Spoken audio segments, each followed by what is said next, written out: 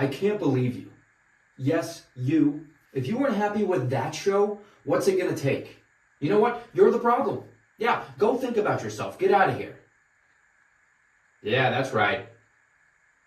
Wait, no, come back now. I'm lonely. Guys, we're the problem. We're the problem.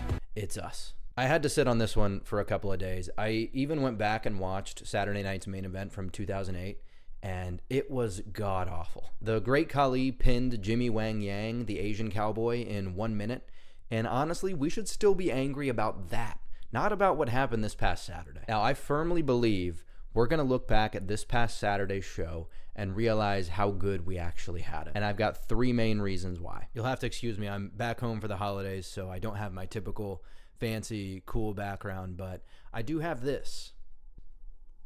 So, the first reason, we should even be happy that we had a show in the month of December. Do you realize it's been 4 years since we've had a premium event in the month of December that wasn't NXT? And that was TLC back in 2020. The end of the year has always been a slow period for WWE anyways, as they build the road to Mania and the start of the new year. So first of all, plain and simple, something is better than nothing. Second of all, in order for us to properly critique the show, I think we first need to understand what it's trying to be.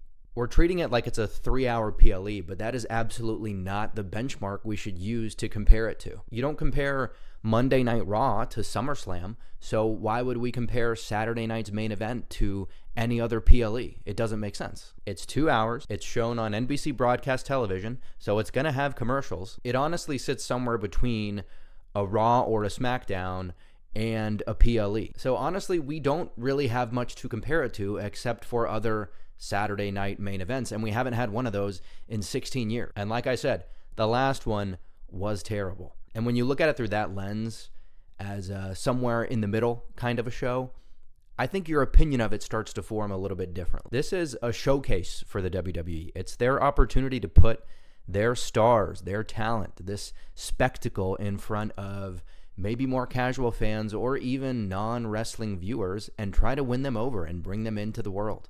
And quite honestly, I think it did a fantastic job of that. And that brings me to my next point. It had all of the matchups that we would expect a typical PLE to have, which I think is why the bar was so high. I'll be curious to see if future Saturday night main event shows match the quality of matchups that we had in this first one. It actually had 4 title matches out of the 5 matches on this show, which when you stack it up against other PLEs is actually tied for the 3rd most number of title matches out of all PLEs this year. So you cannot say there were no marquee title matches, big fight feels on this card. That is a huge, huge plus, and to me is worth the price of admission, which by the way is nothing. We got 4 title matches for free. Now on the counter side, the matches definitely did feel rushed. They kind of felt like a Raw or SmackDown quality title match. Except I will say, all of them ended clean, which you don't usually see on a Raw or a SmackDown. So again, it is towing that line between weekly episodic show and PLE, and I think it's doing well. But I think the rushed matches is the number one criticism. So I actually ran the numbers to see how true this claim and criticism actually is. So across all PLEs this year, excluding this Saturday night's main event, the average match time is 17 minutes and 7 seconds.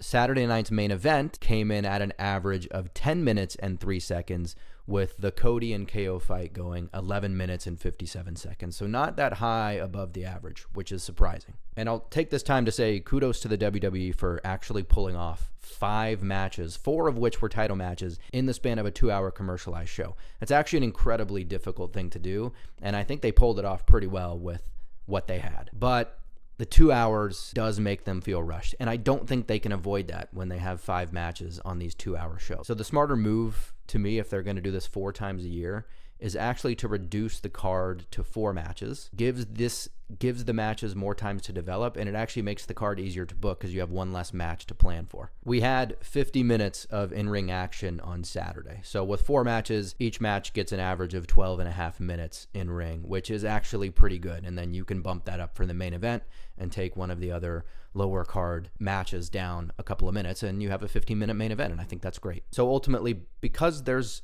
nothing like Saturday night's main event other than Saturday night's main event. We can't compare it to anything other than Saturday night's main event. So we've got 4 of these every year. I say we withhold full judgment until January 25th and we see how the second show looks. But to me, this show was fun. 4 title matches, I'll take that any day of the week. And then lastly, I'm seeing a lot of criticism that the show didn't progress things from a storyline perspective.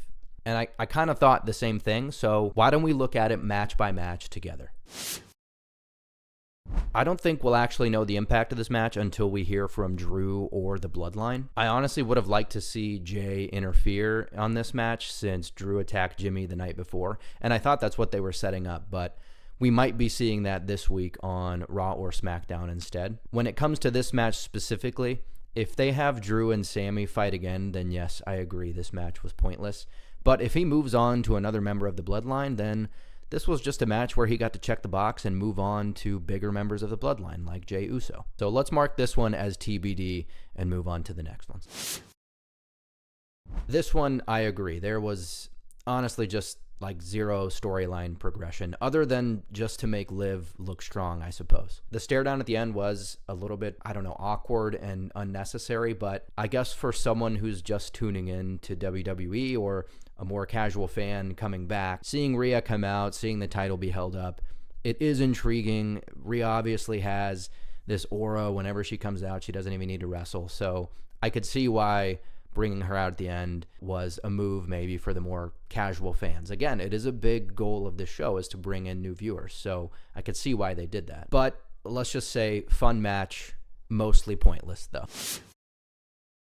This one was definitely storyline progression for Gunther, whose confidence has obviously been rocky recently. He took out both Damian and Finn single-handedly with the brute force of the powerbomb. Yet to be seen what they do, but I think this sets Gunther up as a credible, confident champion going into Mania season, and we'll see who they have him build a new feud against. I don't think it's going to be Damian or Finn, and that's a great place for our world champ to be, honestly, going into the new year. But I think we did get progression here, so mark it as a yes.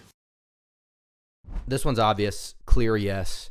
Chelsea Green as the inaugural U.S. Women's Champion. Her first singles championship in the WWE, and it opens up the door for so many other superstars in the women's mid-card division. So clear yes on this one. This match was just good fun, and I'd put it in the no progression or TBD category if it wasn't for what happened at the end of the match after the show. Cody in a stretcher, Kevin confronted by Triple H. Nothing else could have happened on this show except for this, and it would have saved the show for me when it comes to this progression criticism that it's been getting. The face of the company, your universal champion, on a stretcher, hospitalized at the end of the show. I mean, come on. This basically sets up Kevin Owens to be the top heel in the company.